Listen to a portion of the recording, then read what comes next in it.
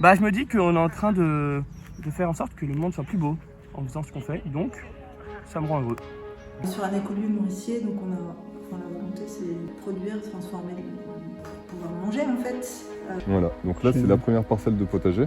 Ok. Et qui est séparée en fait, donc là il va y avoir une implantation là à faire de haies fruitières ici. Pour le Nord, pour une terre riche de vie, pour une terre riche de fruits, pour un second souffle. Mais moi j'ai l'impression avec cette activité de prendre soin du vivant, prendre soin des gens. En fait, j'ai envie de leur apporter une alimentation saine, durable.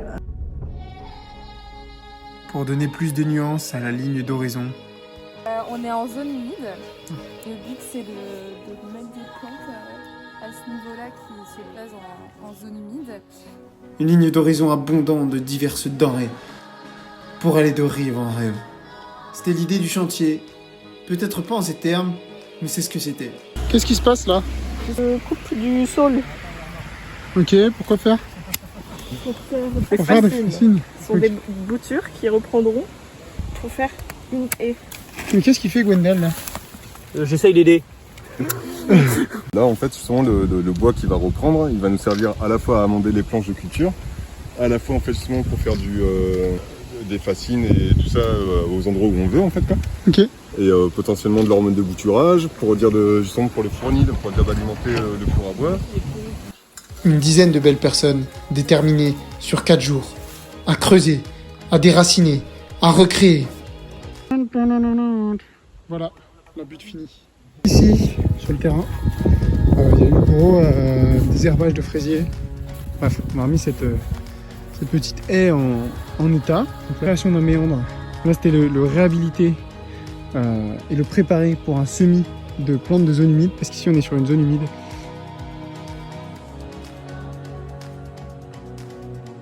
Ici, ça va être une haie syntropique. On a recréé la butte, on a couvert de matière organique et on a fait du fascinage de chaque côté avec le saule. Voilà. Regardez l'ensemble de cette butte aussi. Avant, après. Qui sûrement va être recouverte pour l'hiver. S'il y avait beaucoup de rumex, c'est pas trop le but. Cette haie là, donc ça a été débâché. Et ensuite il y a eu pas mal de plantations d'arbres tout du long. Ici, il y a eu un caveau à insectes de fait. Ça sert à quoi un caveau à insectes? Stabiliser l'habitat d'insectes qui viendront enrichir l'environnement dans cet espace et qui viendront aider à la fois à la pollinisation et à la transformation de l'activité végétale. On va creuser un trou, on va mettre du bois mort et en fait les insectes xylophages vont se développer dedans. Et il y a un double effet, c'est qu'ils vont créer de la biodiversité en même temps. Ça va créer du compost avec le bois mort. Ok, et ça veut dire quoi xylophage? Qui mange du bois mort. Ah oui, je me disais aussi. Bah, il n'y avait pas un trou? Et là, on a complètement retiré toutes les ronces qui étaient là.